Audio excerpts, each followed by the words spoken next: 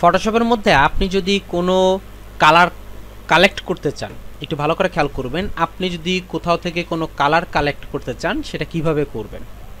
যেহেতু Photoshop image নিয়ে কাজ করে, বা আপনার যদি কোনো কালারের প্রয়োজন হয়, সেই ইমেজ থেকে যদি কোনো কালারের প্রয়োজন হয়, সেটা কিভাবে কাজ করবেন। অর্থাৎ আমরা আমাদের প্রয়োজন মতো কোনো কালারকে কালেক্ট করতে চাচ্ছি, ম্যাচিং করার জন্য কালার কালেক্ট করতে চাচ্ছি, সেক্ষেত্রে আপনি কিভাবে কালেক্ট করবেন সেই বিষয়টা নিয়ে একটু কথা বলবো। আমাদের যে টুলবার আছে, একটু ভালো করে খেয়াল করে দেখেন, আমাদের যে টুলবার আছে সেই টুলবারের মধ্যে একটা টুলস আছে যার নাম হচ্ছে আইড্রপার টুলস। এই আইড্রপার টুলসটার কাজ হচ্ছে আপনি যে কোনো জায়গা থেকে কি করতে পারবেন, কালার কালেক্ট করতে পারবেন। এখন আইড্রপার টুলসটা দিয়ে কালার যে কালেক্ট করব, অ্যাকুরেট সিস্টেমটা কি, অর্থাৎ আইড্রপার টুলসের কালার কারেকশনটা কিভাবে হয় বা কালার কালেকশনটা কিভাবে হয়, খেয়াল করে দেখেন। আমি এখানে একটা শেপ ক্রিয়েট করছি, এখানে আমার একটা শেপ ক্রিয়েট করা আছে। একটু ভালো করে খেয়াল করবেন, আমার শেপটা ক্রিয়েট করার পর আমার এই শেপটা সিলেক্ট আছে এবং আমার এই লেয়ারটাও সিলেক্ট করা আছে। এখন আমি যদি আইড্রপার টুলসটা ইউজ করি, আইড্রপার টুলসটা নিয়ে যখন আমি এখানে যাচ্ছি, একটু ভালো করে খেয়াল করে দেখেন, আমার যেই মাউসটা আছে, বর্তমানে মাউসটা একটা ড্রপারের মতো কাজ করতেছে, অর্থাৎ একটা ড্রপারের মতো দেখতে দেখাচ্ছে। এই যে ড্রপারটার যে অংশটা আছে, আপনি যদি কোথাও থেকে কালার কালেক্ট করতে চান, সেক্ষেত্রে আপনি যেটা করবেন, আপনি এই আইড্রপারটাকে নিবেন, নিয়ে জাস্ট এখানে একটা ক্লিক করবেন। ক্লিক করলে এই কালারটা আপনার কালেক্ট হওয়ার কথা ছিল, কিন্তু আমার যে শেপ আছে সেই শেপটা সিলেক্টেড, আমার যে লেয়ার আছে লেয়ারটা সিলেক্টেড, এখানে কিন্তু আমার কালারটা আসেনি। কেন আসেনি? ফটোশপের মধ্যে যদি আপনি আইড্রপার টুলস ইউজ করে কোনো কালার কালেক্ট করতে যান, সেই কালারটা সেভ হয় হচ্ছে অ্যাজ এ ফোরগ্রাউন্ড বা ব্যাকগ্রাউন্ড কালার হিসেবে। অর্থাৎ আমাদের যে টুলবার আছে, টুলবারের মধ্যে যে দুইটা প্লেট আছে, আপনার কালারের প্লেট আছে, সেইখান থেকে আপনি সেখানে হচ্ছে জমা হয়। আইড্রপার টুলস দিয়ে যেখান থেকে আপনার যেমন ইচ্ছে ওইখান থেকে আপনি কালার নিতে পারবেন, নিয়ে ওইখানে জমা হবে। এক্ষেত্রে একটা কথা বলে রাখি, দুইটা সোর্স আপনি নিতে পারেন, অর্থাৎ দুইটা কালার আপনি কালেক্ট করতে পারেন। একটা হচ্ছে ফোরগ্রাউন্ড কালার, একটা হচ্ছে ব্যাকগ্রাউন্ড কালার। এখন আপনি এটাকে ফোরগ্রাউন্ড কালারটাকে সিলেক্ট করলেন বা আপনি কালেক্ট করলেন, কালেক্ট করার পর আপনি আরেকটা কালার ইউজ করতে চাচ্ছেন। এখন আমি আবার আইড্রপার টুলসে গেলাম, গিয়ে এখানে হচ্ছে ক্লিক করলাম। ক্লিক করার পর দেখেন আগের কালারটা মিসিং হয়ে গেছে, এখন নতুন কালার আসছে। তখন আপনি দুইটাকে আলাদা আলাদা করে কিভাবে সিলেক্ট করবেন, করার সিস্টেমটা হচ্ছে, আমি যখন এখান থেকে নিব, নেওয়ার পর এখানে একটা শাফলিং অপশন আছে, এই শাফলিং অপশনটার মধ্যে যদি ক্লিক করি, দেখেন কালারটা শাফল হয়ে গেছে, অর্থাৎ নিচে চলে গেছে। এখন উপরে যে হোয়াইট কালার আছে, আপনি যদি এখান থেকে অন্য একটা কালার নেন, এই কালারটা এখানে চলে আসবে। আচ্ছা, এখন আইড্রপার টুলসের মাধ্যমে যদি আমি কালার কালেক্ট করি, কালার কালেক্ট করে কি অন্য কোথাও ইউজ করতে পারবো? জি, আপনার এটাই হচ্ছে সবচেয়ে সুবিধা। আমি এখানে অন্য একটা শেপ ক্রিয়েট করলাম, শেপ ক্রিয়েট করে আমি যদি চাই এই কালার, অর্থাৎ আমি কিন্তু অন্য একটা ইমেজ থেকে কালারগুলো কালেক্ট করছি, আমি চাইলে আমার শেপের মধ্যে এগুলোকে ইউজ করতে পারবো। কিভাবে ইউজ করব? অল্টার ব্যাকস্পেস এবং কন্ট্রোল ব্যাকস্পেস দিয়ে আমি অ্যাজ ইউজুয়াল ইউজ করতে পারি। আইড্রপার টুলসের মাধ্যমে কালার কালেক্ট করার সুবিধাটা কি? সুবিধাটা হচ্ছে, আমি সাপোজ মনে করেন এখানে গেলাম, এখানে হচ্ছে আমার একটা কালার দরকার, এটার মতো সিমিলার একটা কালার দরকার। আমি যদি এখানে ক্লিক করি, ক্লিক করে যদি এখানে সিমিলার খুঁজতে যাই, দেখবেন অনেকটা সময় লাগবে আমার সিমিলারিটা রেডি করতে। কিন্তু আপনি যদি আইড্রপার টুলসটা ইউজ করেন, আইড্রপার টুলসটা ইউজ করে যদি ক্লিক করেন, ক্লিক করে দেখেন এইখানে যে কালারটা আছে, কালারটার সিমিলার একটা কালার চলে আসছে।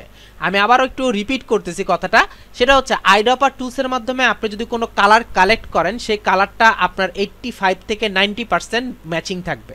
100% ম্যাচ আপনি কখনোই পাবেন না। কারণ হচ্ছে এটা হচ্ছে একটা ইমেজ, এটা হচ্ছে একটা ন্যাচারাল পিকচার। এই ন্যাচারাল পিকচার বা এইখানে যে ইমেজটা আছে বা এই কালারটা আছে, এটা হচ্ছে ন্যাচারাল কালার।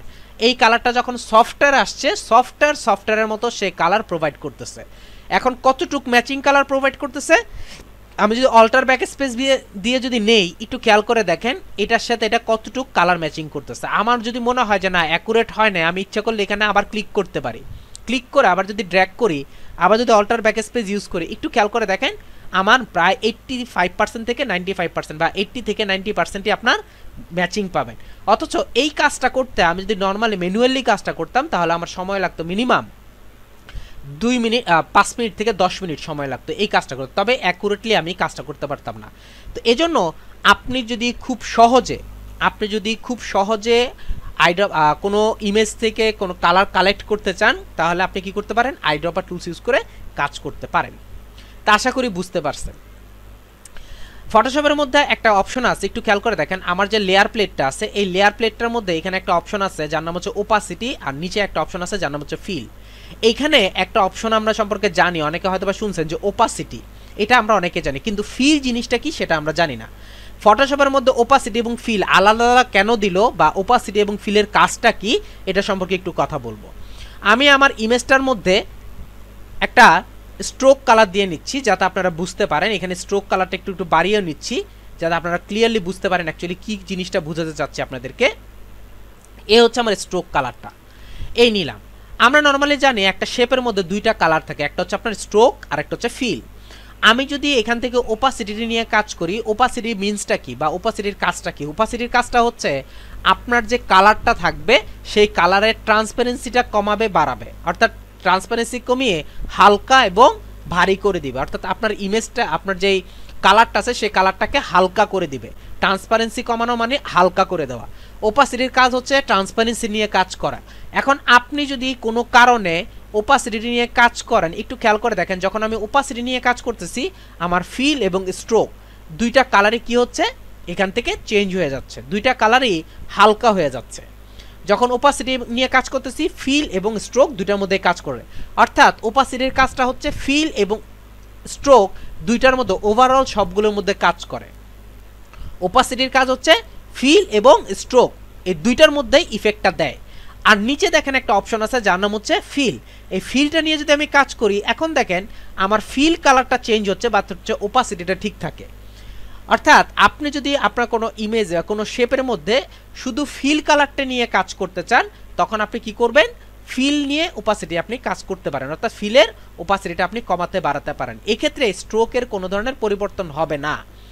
ওপাসিটি হচ্ছে ফিল এবং স্ট্রোক দুইটার মধ্যে আপনার কাজ করে, আর ফিলটা হচ্ছে শুধু স্ট্রোকটা ফিলের মধ্যে কাজ করবে, অর্থাৎ শুধু ফিল কালারটার উপর কাজ করে। হয়তো বা এখন একটা কোয়েশ্চেন থাকতে পারে যে আমি কি স্ট্রোকের মধ্যে ওপাসিটি কমাতে পারবো না? জি, কমাতে পারবেন। স্ট্রোকের মধ্যে যদি ওপাসিটি কমাতে চান সেক্ষেত্রে হচ্ছে আমি এখান থেকে স্ট্রোকটাকে কমিয়ে মানে অফ করে দিব। অফ করে দিয়ে আমি আমার যে লেয়ার প্লেট আছে এই লেয়ার প্লেটের মধ্যে এখানে একটা অপশন পাবেন হচ্ছে এফএক্স। এই এফএক্সে ক্লিক করবেন, অথবা এই যে লেয়ারটার মধ্যে আপনি স্ট্রোক নিয়ে কাজ করতে যাচ্ছেন ওই লেয়ারটার মধ্যে ক্লিক করবেন, এখানে একটা অপশন পাবেন হচ্ছে ব্লেন্ডিং অপশন। এই ব্লেন্ডিং অপশনটার মধ্যে ক্লিক করলে আমার সামনে এই একটা অপশন আসবে। এই অপশনটার মধ্যে আমি যদি এখানে স্ট্রোক যে অপশনটা আছে এই স্ট্রোকটার মধ্যে যদি আমি ক্লিক করি, ক্লিক করলে খেয়াল করে দেখেন এখানে আমার একটা স্ট্রোক দেখা যাচ্ছে। আমি যদি স্ট্রোকের এই প্লেটটার মধ্যে ক্লিক করি, যখন এইটা জিনিসটা সিলেক্টেড হবে তখন আমার সামনে ইন্টারফেসটা ওপেন হবে। এখন যদি আমি এখান থেকে ওপাসিটির স্ট্রোকের সাইজটা বাড়াই, বাড়ানোর পর আমি যদি এখান থেকে ওপাসিটিটা কমাই, এখন দেখেন স্ট্রোকের ওপাসিটিটা কমতেছে। এক্ষেত্রে একটা কথা বলে রাখি, এইখানে যে স্ট্রোকটা আছে এই স্ট্রোকটাকে কমাতে বাড়াতে হলে এখান থেকে স্ট্রোক ইউজ করে কাজ করতে হবে। আপনি যদি এই স্ট্রোক আগের প্লেট থেকে অর্থাৎ এখান থেকে প্রপার্টিস প্যানেল থেকে যদি করে আসেন তাহলে কিন্তু এখানের ওপাসিটিটা কমবে বাড়বে না। এই জন্য আমাকে স্ট্রোক যদি দিতে হয় ওপাসিটি বানানো কমানোর জন্য, তখন আমাকে এই ব্লেন্ডিং অপশন থেকে কাজটা করতে হবে। এখন আপনি ইচ্ছা করলে কি করতে পারেন, ওকে করে দিলে এখানে কিন্তু স্ট্রোকটা অ্যাক্টিভ থাকবে, কোনো সমস্যা হবে না।